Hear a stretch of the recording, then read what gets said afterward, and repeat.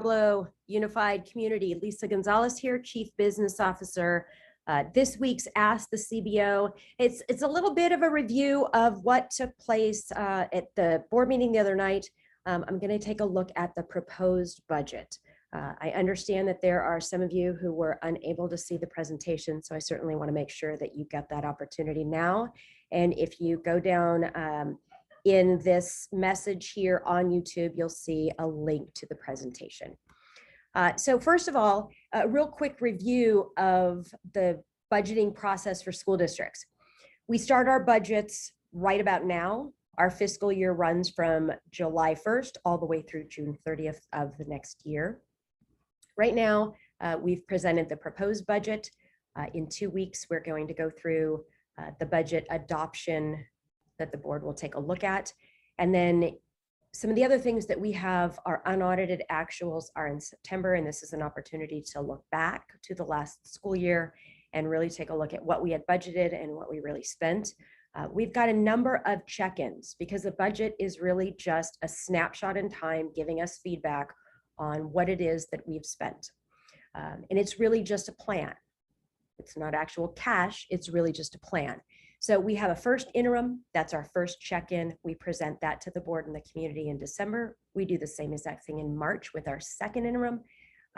But one of the big things that happens in January is the governor comes out with his budget proposal. We start working on preliminary enrollment projections. We start working through staffing and what that might look like. We wait for the May revise, which is something that I presented on not too long ago. That's where the governor goes back and he revises what he said back in January, and then the budget adoption cycle starts all over again. We use something that's called a dartboard, and the dartboard is created by School Services of California. It is widely used by school districts in California because it provides a snapshot of all of the assumptions that we are working on. The assumptions that we're currently working on are based on what the governor proposed in his May revision. What you'll see there is I'm pointing out the COLA, the cost of living adjustment, because I know this has been a big topic of conversation.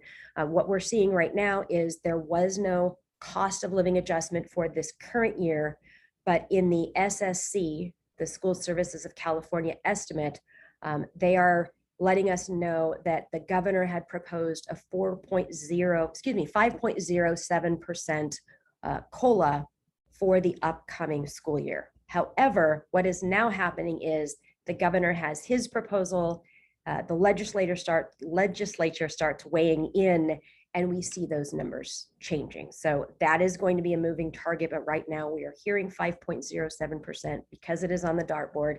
This is what we use for a lot of our estimates as to what we think we will be bringing in revenue for the upcoming year. What you see here on the bottom, LCFF, the local control funding formula, it means that every student that we have in the district based on certain grade levels receive a specific value that's associated with the revenue that we bring in. And so you can see how depending on different grade levels, how the base grant or the base funding that we receive is different. So in high school, it's a lot more than it is down in the primary elementary grades.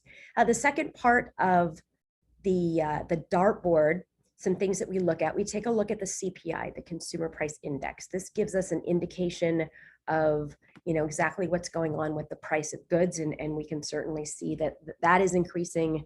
If you haven't seen it already, just spending a little time in the cereal aisle or the dairy aisle in the grocery store will show you the prices have gone up notably recently. So that's where the first arrow is. The second arrow there, right below my picture, shows that we're expecting some big increases in the retirement rates for different groups of employees that we have. You can see that STRS, the state teachers retirement system, that's for teachers, counselors, psychologists, all of our administrators at school sites. That's going to be going up from 16.15% this year to 16.92. And then what you see in 22-23 is that jumps pretty notably. The same thing happens with PERS. PERS are our classified employees, our custodians, our office staff, most of the folks that work here at the district office are all represented with PERS. And so that rate is going to go up. We're waiting to see what's going to happen with unemployment.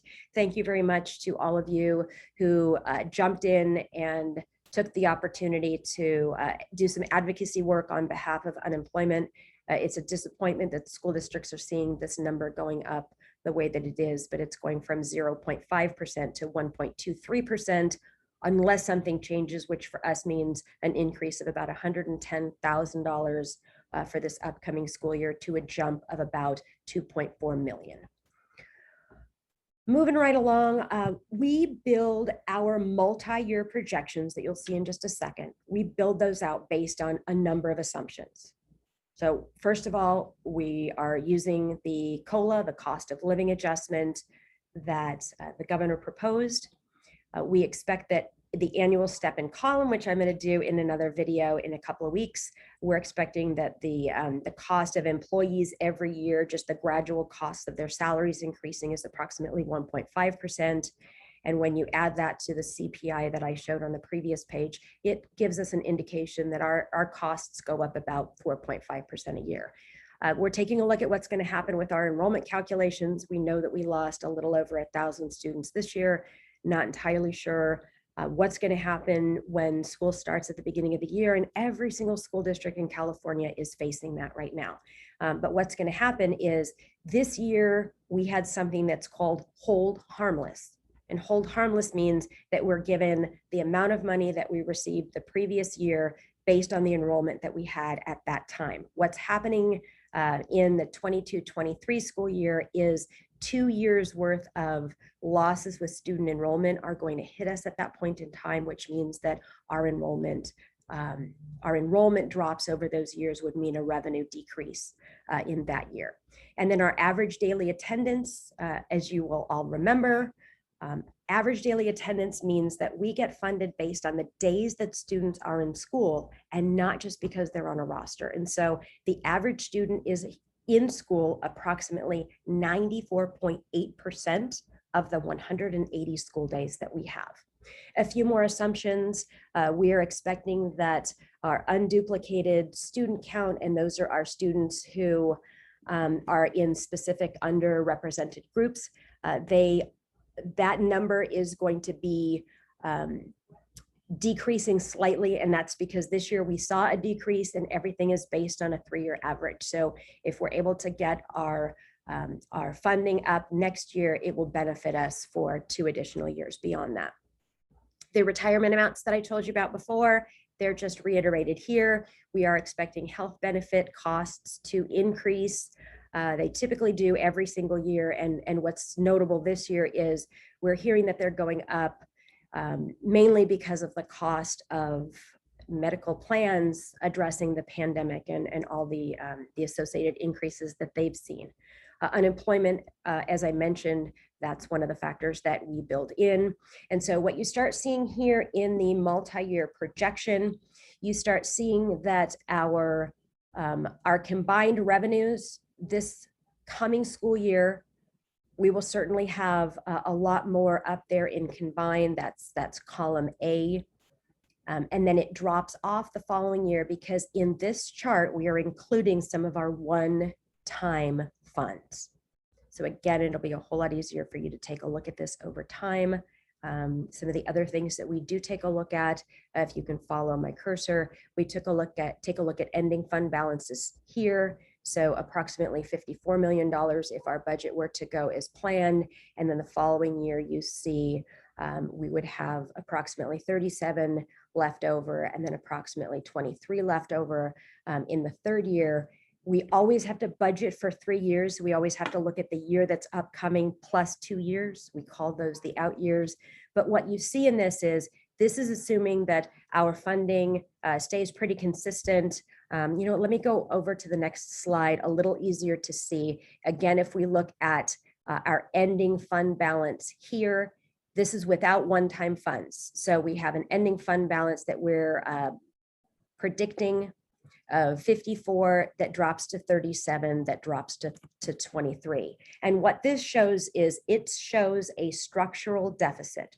Structural deficit means that year after year, you are spending more than you are bringing in. And that's what this budget is showing us. You can also see it here. You can see combined when you take a look at the revenue, the money you're getting in, the expenditures, the money that's going out. There's a difference of we're spending about 9 million more than we're bringing in. And then you see a drop or an increase, if you will, to 16 million here and then 13 million the following year. So those are all important indicators that we take a look at, but the good news is that we are able to maintain our required reserves, which does allow us to move into the next school year with what we are seeing as a positive budget. Here are some considerations that we just want to keep in mind for the next year. We don't know exactly what's going to happen with the state budget. The Legislative Analyst's Office is warning that we need to really take a look at 22, 23, and we're certainly doing that as an administrative team. We do have that continued structural deficit.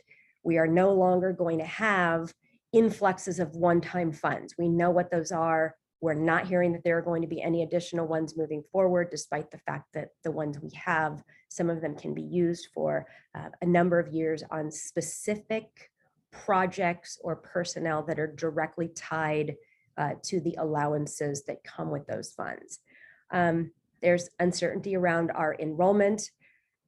ADA, we are expecting will be challenged after 21-22. Our one-time funding, again, important to note that our one-time funding is all restricted. So it's not as if, we can go out and create a bunch of new programs if they're funds that don't allow for the creation of those. So as we like to say, they all have strings attached. And we're continuing to look at and monitor costs associated with pensions, operating costs, and the like. So the next step for us, our proposed budget will be coming to the governing board again for approval on June 23rd. It then becomes our adopted budget as of that meeting. So I hope this has been helpful, especially for those of you that may have missed the board meeting. Thank you very much, as always, for your interest. And please do send additional questions to cbo@mdusd.org so that I can go ahead and answer those and dispel some of the many myths that are out there about public school districts